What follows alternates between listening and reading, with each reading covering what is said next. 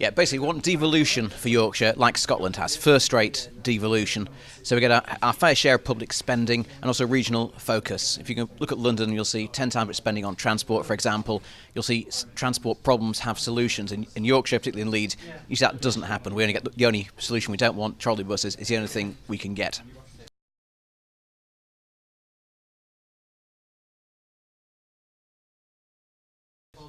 I hope so. I think people like real life experience. I come straight from work today at Leeds City College. I'm a physics teacher. But I certainly think it does. And career politicians have a very narrow view. Have they lived in the real world? Have they actually sorted out a budget? Have they had to cope with cuts? And the answer for all those questions, for most politicians, is no.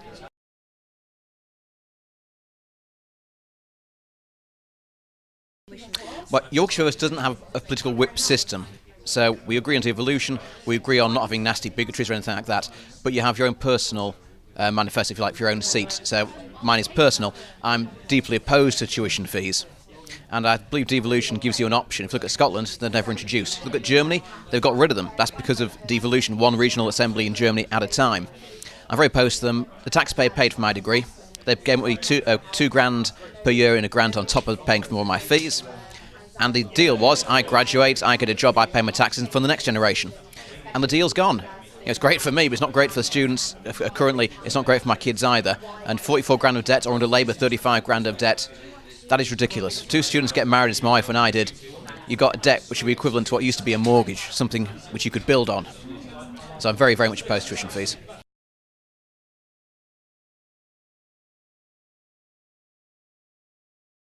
Well, firstly, not the trolley bus. It doesn't help, it doesn't reach the airport, it doesn't go anywhere. Nobody wants it, but because we haven't got devolution, it's not our decision. Westminster said, you can't afford trams, tough luck, we can afford Crossrail, but you can't afford trams, so you have to have the trolley bus. Get rid of that and have tram trains. They link to existing network, so the Harrogate line, which goes through Headingley, Horsforth Burley Park, is getting electrified. You can have trams coming off that going on the street. Because it's not a whole new network, you don't have to have the same sort of demolition. And that would be a good solution to deal with the congestion. Further out in Otley, I'd bring back the Otley Loop, the rail link there, which has never been taken away. The airport, biggest airport in Yorkshire, no rail link. Find me another big airport without a rail link. London, 6 airports in and around it, all got rail links. And it's just the truth that we get 10% of what London gets on transport. That's why we've got the problems and not the solutions.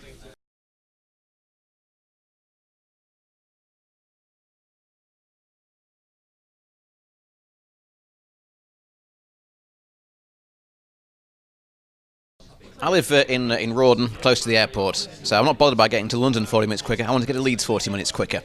If I did, of course, I would get to London 40 minutes quicker because that's where I change trains. The initial plan to have a new station at 90 degrees to the existing one with a bit of walk between the two in Leeds is frankly bizarre. You lose 15 minutes in your changeover just to gain 40 minutes to London. It benefits London far more than it benefits the north. Now, HS so-called 3 to Manchester, that's far more beneficial. Cutting that, halving the journey time to Manchester potentially, that sort of thing that we support. If you look at our rail vision on the website, you'll find our vision there, reversing a lot of beaching cuts, things like that. It is local transport. The journey you make 10 times a week. That is what matters. Going to London once a year, as I did last year, that doesn't change my life. So HS2, it just isn't the priority. I think each region will be spending its share of the money very differently.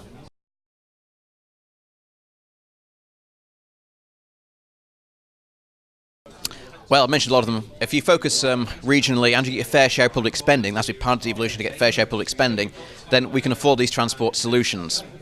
Frankly, if we had half the spending per head of London, we could solve transport solutions. And in true devolution, like Scotland has, you don't have to give back the other half, you can spend it as you see fit. I want to get rid of tuition fees, that would be a big priority for me. And further education, 16% cut this year to the next year. I'd prioritise that as well, because further education, you're taking people, in some cases, off the streets or been expelled from every school in Leeds they've tried to get into. You have to prioritise those things. You can focus on your region's education, your region's transport, things that actually matter for your region with, and this is the important thing, your fair share of taxpayer money. 50 million quid earmarked for Yorkshire employment was given to Scotland and Wales instead. It was challenged in the the Supreme Court, and they said 4 votes to 3, no, that's fine, you can lose all that money. If you haven't got devolution, you haven't got proper representation, and you lose out.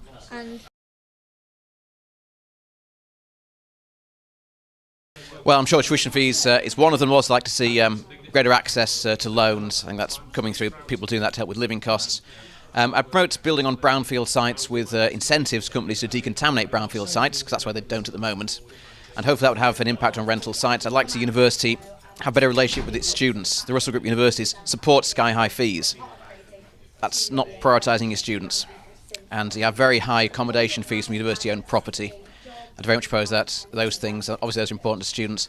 And also, Yorkshire First wants to improve employment, of course. That 50 million quid for Yorkshire employment would not have been lost with the Yorkshire Parliament. Whoever, with my party or a different party, if you had a Yorkshire Parliament, that money would not have been lost. Transport improves the economy, it creates jobs all the way.